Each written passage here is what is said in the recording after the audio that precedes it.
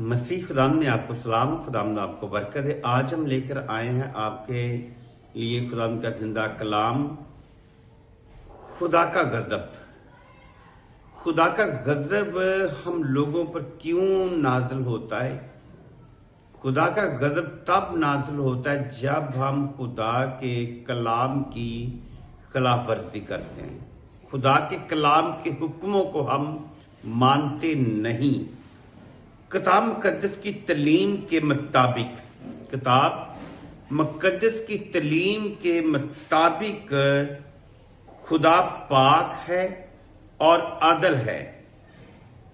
تعلیم کے مطابق خدا پاک ہے اور عادل ہے، نیز وہ ایک شخصیت ہے۔ وہ کیا ہے؟ وہ ایک شخصیت ہے۔ خدا ایک شخصیت میں یعنی مسیح خداوند میں سے ہو کر ہمارے پاس آیا ہے اور ہمارے لیے اس نے نجات کا راستہ، دروازہ کھولا ہے، اور جس دروازے سے ہم داخل ہوتے ہیں وہ یسوع ہے۔ یسوع ایک شخصیت ہے، وہ انسان میں اور اس کے کاموں میں خاص دلچسپی رکھتا ہے۔ خدا یسوع جو ہے وہ انسان کو پیدا کرنے والا ہے، وہ انسان میں اور اس کے کاموں میں دلچسپی رکھتا ہے، اسے ساتھ ساتھ تعلیم اور تربیت دیتا ہے۔ چنانچہ جب انسان گناہ کرتا ہے تو کیا ہوتا ہے؟ آپ آدم اور حوا کو دیکھیں۔ جب انسان گناہ کرتا ہے تو خدا ناراض ہو جاتا ہے۔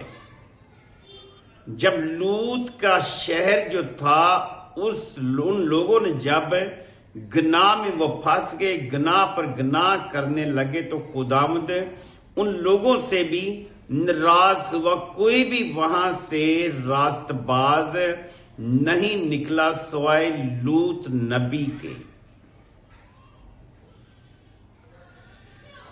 خداوند جو ہے وہ ناراض ہو جاتا ہے اور اس کا قہر بھڑکتا ہے۔ پھر خداوند کا قہر انسان پر، شہر پر، گھر پر بھڑکتا ہے جب انسان گناہ کرتا ہے۔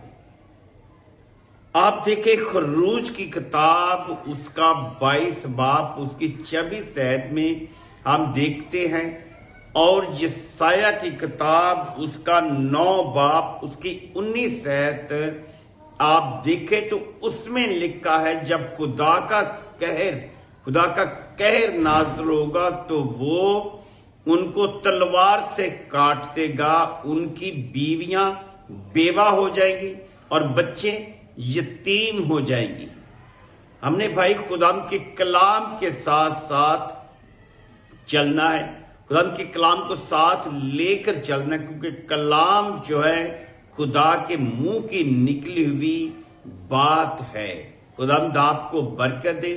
آپ اسی طرح کلام مقدس کے ساتھ جڑے رہیں اور یوٹیوب چینل کو لائک کریں، سبسکرائب کریں، بیل آئیکن کو پریس کریں، تاکہ خداوند آپ کے وسیلہ سے لوگوں تک اپنے کلام کو پہنچاتا جائے۔ آمین۔